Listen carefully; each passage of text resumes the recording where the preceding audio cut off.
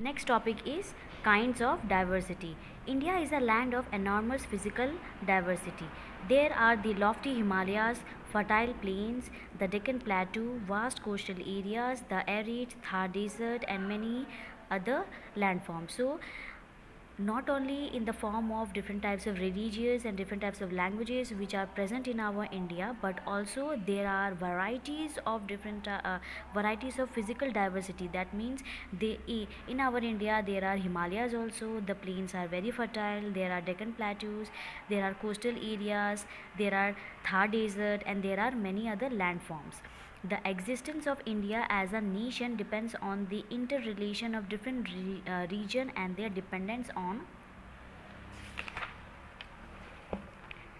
one another. Rice and wheat, the staple food of the country, is grown in the fertile plain. So, in the fertile plains, the most important or the staple food of India is rice and wheat are grown in the fertile land. The mountains are a source of many rivers. So, with the help of mountains, these are the very source of different types of rivers which are present in our country. Coastal areas provide fish, so from the coastal areas fish are being provided in our country. The Deccan Plateau grows cotton and is also a storehouse of essential minerals. So the Deccan Plateau grows enormous amount of cotton, and it is also a storehouse for the essential minerals which are present in our country, especially from the Deccan Plateau region. A person living in Delhi will get coconut grown in the coastal areas, while a person living in the coastal areas will eat rice grown in the northern plains only because the different regions of the country are connected to each other.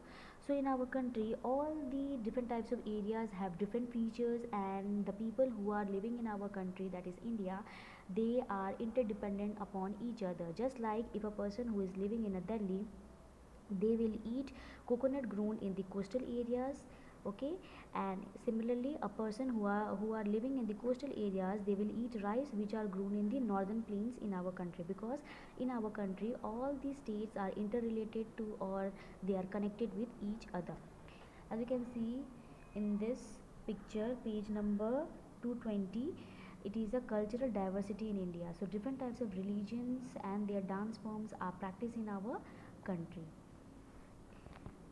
And in this picture you will see diverse physical features which are present in our India, just like this is mountains, plains, and desert areas. So all the three different types of features are present in our country.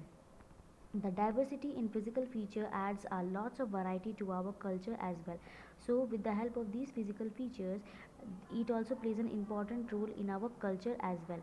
While women living in the cold climate of Kashmir wear woolen firans, a woman living in the hot and humid Bengal prefers wearing a cotton sari.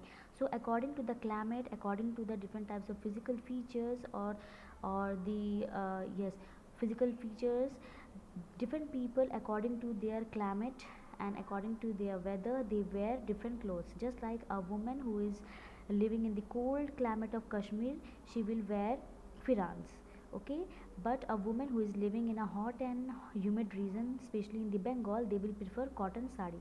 Bhangra and Gidda are popular dance form of the vibrant and energetic people of Punjab. So the people of Punjab, they perform the two important uh, forms of dance, that is Bhangra and Gidda. The Assamese like marching their step to this subtle and artistic dance form Bihu. So according to different types of state and their physical features, different people prefer to dress according to their climate. Even the foods also plays an important role. Different people eat different food according to their region, and even the dance forms are different from each other. Next is religious diversity. India is a secular country, so in our India all the religion are given respect in our Indian constitution, and every individual is free to follow any religion. So that's why India is a secular country. This means that people of India have the right to follow any religion of their choice and celebrate their religious festival. So according to the secular word in our Indian constitution, it is mentioned that people who are living in our country have the right to follow any religion, whether they want to follow Hindu, Muslim, Sikh, Isai, and they can celebrate any religious festival according to their own wish. Nobody can pressurize them. Religious Communities such as Hindus, Muslims, Sikh, Christian, Jains, Parsis, Jews, and Buddhists consider India their home and live in peace and harmony. So all these religion of different uh, all these people who follow the different religion, they live in our country, and they live in our country as their home and live in peace and harmony. The government of the country treats people of all religions alike without any kind of discrimination. So in our country, the government of our India, it treats all the individual, whether they are from the any caste, any religion, all in a uh, they are treated in a equal basis, and they are not discriminated on the basis of their caste, creed, or their color. Next is linguistic and regional diversity. People of India speak different languages and dialects and use different scripts. So the people who they are living in different states, that's why they speak different languages, and even they use different scripts.